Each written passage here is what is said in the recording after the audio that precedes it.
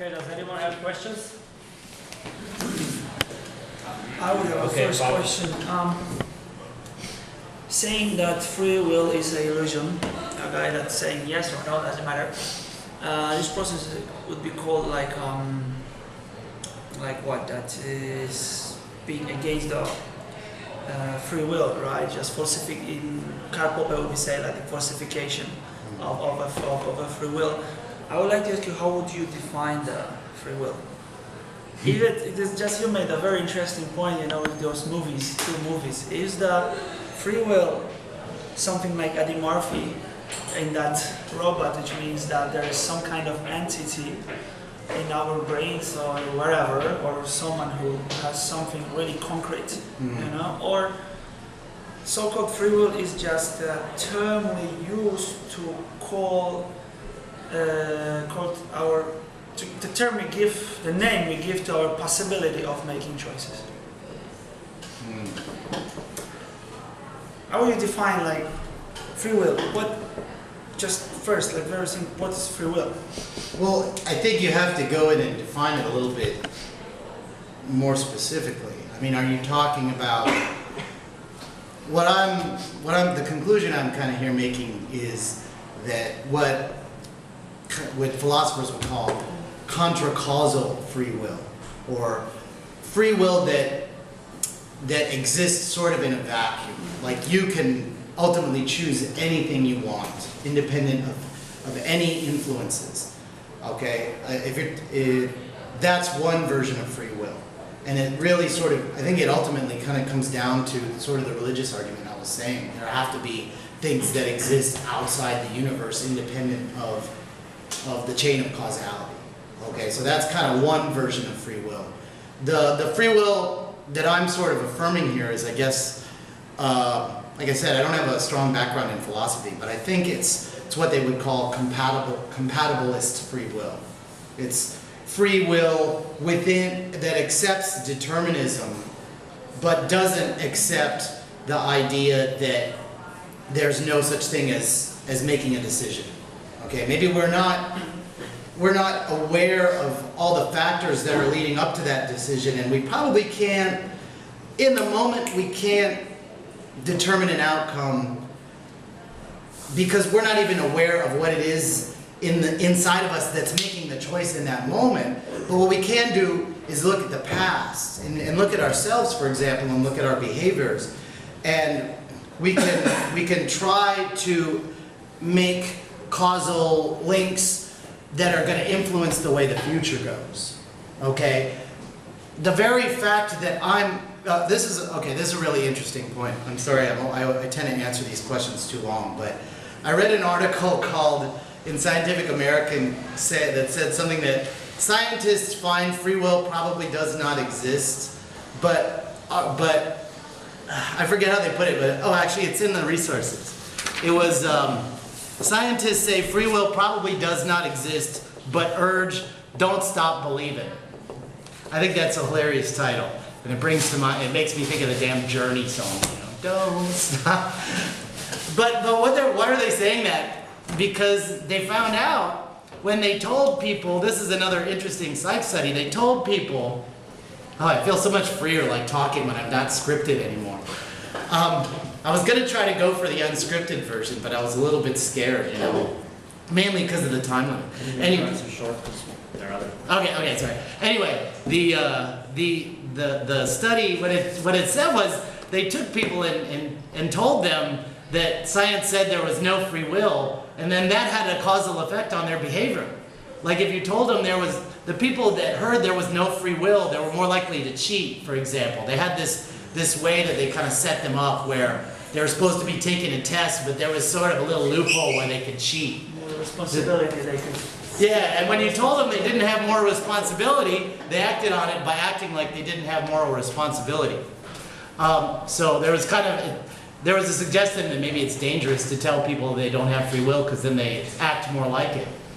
Anyway, sorry. Okay, let's People do that when they, it's called de-individuation, when not able to be blamed for your actions. For example, you're all wearing a costume because it's Halloween, so you're wearing a mask. People will do a lot more crazy stuff because they know that they're not going to be accused. It's not going to be so-and-so. They're not going to be identified later. And they did a study, it's called the prison study. I don't know if you've heard of it, where they had a whole bunch of people, students behave as prisoners and a whole bunch as guards, and then they made them all dress the same and act out these roles, and pretty soon as a prisoner or as a guard they started taking on the psyche or the kind of thoughts, because they were all one group, they all looked the same, all the prisoners were dressed the same, they looked the same, they started to become like a mob, get mob thought, and no longer were they under their own real control. They started actually behaving like prisoners, and actually the guards started becoming violent and kicking them. And just felt like they had this is their role. They're dressed in this uniform. And Well, I think there's what this one thing that this question of, okay, we don't have free will, and Alex was talking about moral responsibility, there's sort of an argument there. Like when I posted the sleep study on Facebook, and actually one of my friends responded. He said, "Oh, great! This is another excuse to give assholes for acting like assholes, or something like that, right?" And I said, "Yeah, man, you're right. You're definitely right." But I said it doesn't mean it's not true, you know. So it's sort of an argument from consequences to go and say, "Oh, well, this can't be right because if it's right, then that means there's no such thing as moral responsibility," because it's kind of irrelevant. I mean, there are consequences that we have to deal with in society, but that doesn't make it true or not. It doesn't address the question of the truth of it. Sam Harris talks about this a lot, about this whole question of, you know, sort of what are the consequences of accepting this belief. But he has a pretty positive outlook on it, because he kind of says, actually, if we accept this view, what it does is it gives us, first of all, it gives us more empathy to criminals, because we're not emphasizing the whole retributive, how do you pronounce that word, aspect of it. We're not just thinking about punishment. Punishment really kind of serves no one. I mean, some people argue that it serves the victim, but I mean, even that notion is kind of questionable. But when we don't look at it that way, when we look at it as a sort of, okay, this is a caused individual, all right? We can, if I had been in the same situation with the same background, with the same whatever going on underneath my conscious awareness, I would have done the same thing. Then we begin to empathize with that person and we stop thinking about punishing them. Maybe we use them, maybe we still have to, whatever, imprison them, because a lot of times they are determined and they can't change their behavior depending on the extent of it, and maybe we need to protect society from them. Maybe we also need to use them as an example to other people in society, because if it's causal, then actually you can have an effect by what society does on people's decisions. But then also we can also, it gives us a measure of control, because we can think, okay, how can we prevent this in the future? This is what's already happened. We can't do anything about that. But we can try to learn everything we can, and we can try to help this individual to bring about change in him or her, and we can try to prevent whatever circumstances came together to make it happen again. And so this is his argument for why we actually benefit from accepting a more kind of compatibilist view instead of the traditional kind of Christian free will view of the problem. More questions? Dave? Okay, I'll give it a shot. It's pretty convincing. It seems like you kind of come down on sort of the materialist, pragmatist, scientism kind of side that I think is pretty influential these days in psychology. That it explains away a lot of sort of metaphysical factors and things like that. But still, even if a lot of what you're talking about is these nanosecond firings that kind of run ahead of each other and things like that, kind of hard to determine which came first. Was the decision made or just explained later and things like that. Even if that's true, it still seems like that is that just part of the decision-making process and the, you know, the free will process, if we want to call it that. Those things are going on, yes, but it still appears that decisions were made and based on free will, if you will, and rational decision-making. Maybe rational decision-making, which would be acceptable to the average scientist, is really just another word for free will. So it seems like it can all sort of work together. Maybe that's compatible, like you're saying. Yeah. But also, I guess we're kind of often sort of drawn back to don't stop believing, you know? Because if we do suddenly just become a bunch of neuronal firings, you know, do we lose touch with like a narrative existence that has beginnings, middles, and ends, and explains things rationally in that way? And at the same time, do we lose, you know, like what we feel we need to be moral? We need to have something free and to have a free decision-making ability to make the right moral decision, right? Those don't just happen. We don't want those to just be neuronal firings, right? We want a better explanation for that, more human explanation. And so I guess that's going back to, you know, don't stop believing, because we're going to need this to explain our complete existence in these ways. Right. Yeah, those are. I think it's a really tough question, and there's a lot of things in there. I mean, I remember Richard Dawkins kind of answering a question about moral responsibility. I don't know if you guys have ever seen it on YouTube, but it's a classic. It's really short. It's really worth looking up. But I remember he gets addressed this kind of question of, you know, without God, is there no moral responsibility? And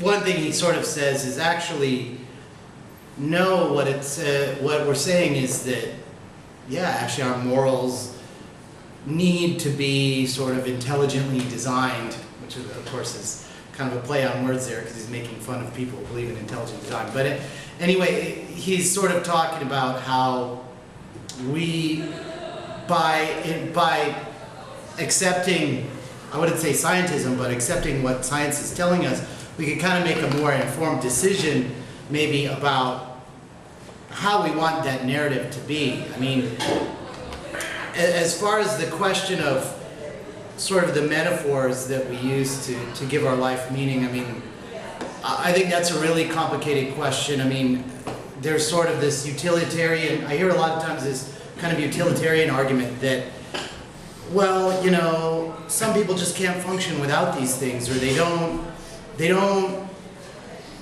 learn in that way. Like they don't learn. They can't take it in this kind of left brain way. They need it in this sort of right brain way. And you know, sometimes you need to present it to them in sort of a superstitious metaphor. Honestly, I don't have a lot to say about that. Personally, I find it a little, what's the word? Like a little almost condescending to people, but I think, I don't know, there might be some validity to it. But as far as the question about kind of society and you know, whether or not we need this notion of an independent, of a sort of self existing in a vacuum to make choices. Actually, I had, in my original speech, it was written out a little bit longer, and Sam Harris had a quote that I kind of liked on this topic. He said, "We are so deeply social. Our happiness is so obviously predicated on the creativity and flourishing of others. We're not atomized selves where our selfishness can be maintained in opposition to all others." This is kind of his response to kind of Ayn Rand and libertarian, right? The only way we can be wisely selfish in this world is to care about others. And when you look at the kind of things people want, like love and friendship and community, these are intrinsically social and non-zero concerns. And I sort of like what he's saying there, because he's kind of saying love doesn't have to be this magical transcendental thing for it to be important in our lives. And even if we tell ourselves love doesn't exist, it's just neurons, it's dopamine and various hormones, it doesn't take away its impact on you when you're going through your life. Maybe, and in fact, sometimes it maybe can give you a more informed perspective that allows you to kind of cool down a little bit and not have such a knee-jerk response to situations. I don't know. That's kind of my thought. I think a lot of researchers in consciousness and other kind of areas of psychology would agree with that too. That the social really is, it really is the essential background to lived experience. It really is. Everything connects that way. I think they agree with you. Yeah, I've got kind of a two-part question, but I'm trying to link them together. I wrote a poem when I was younger and said the only thing we can really choose is where we will die. Every choice we make moves us through space and time, and seems to me does little else other than affecting others' judgments. So then the two questions. Therefore, is it possible that the more manipulative a person is, the more free will they have? That's sort of question number one, and that goes into, would you say mass media gives us freedom to have more free will, or is it possible that advertisement and modern news shows actually steer us in some way? Well, I'm going to take the second question first. I recommended it to you before, but there's a BBC documentary called The Century of the Self.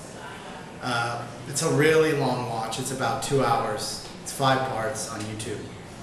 But I think it's just one of the best things I've ever seen, and it sort of traces the whole kind of history of the relationship between psychology and advertising.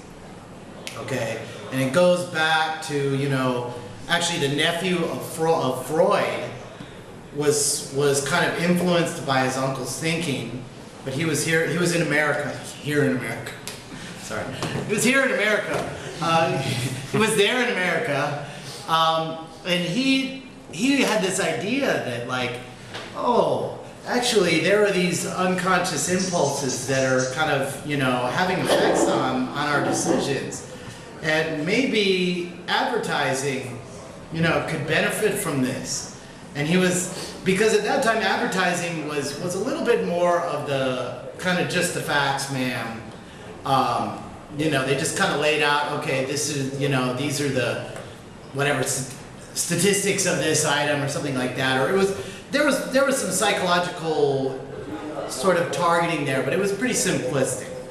And he tried to use the science of the developing science of psychology to really inform and sort of sharpen the blade of advertising and really get it. Okay, how do we get past all of the defenses that people put up?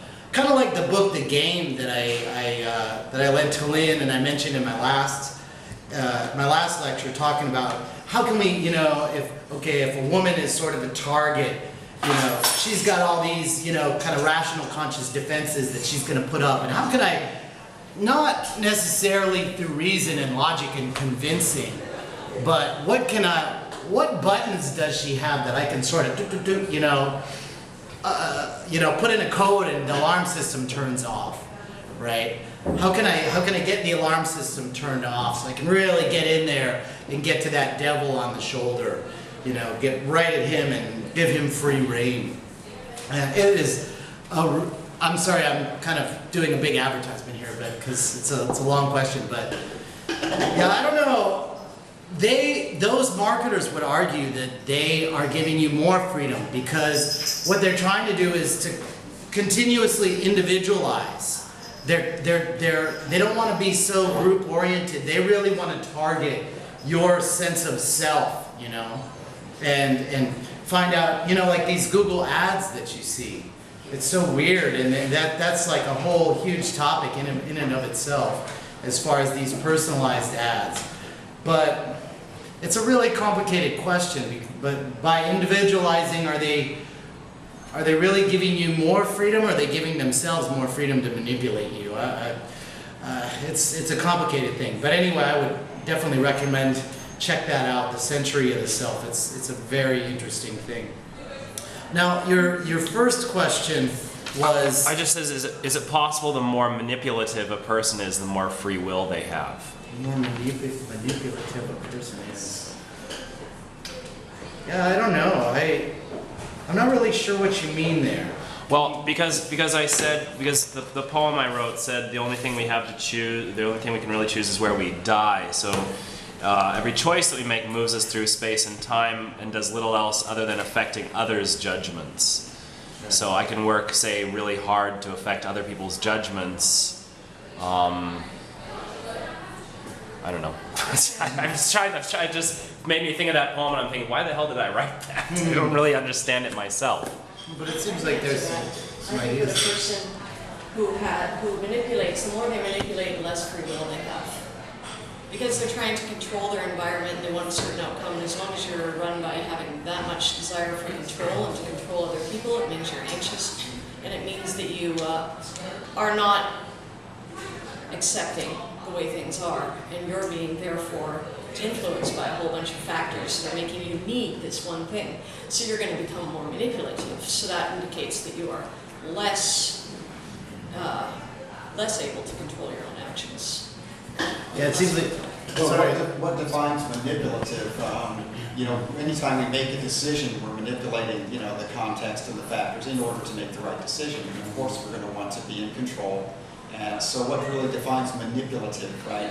I know it has a negative connotation as a general rule, but is it really? I'm not defining it. Well, I think when we say manipulative, there's kind of the sense that we're not just manipulating circumstances, we're manipulating people for our own ends. And I think in that case, Lynn kind of hit on a point there about if you're doing that, you might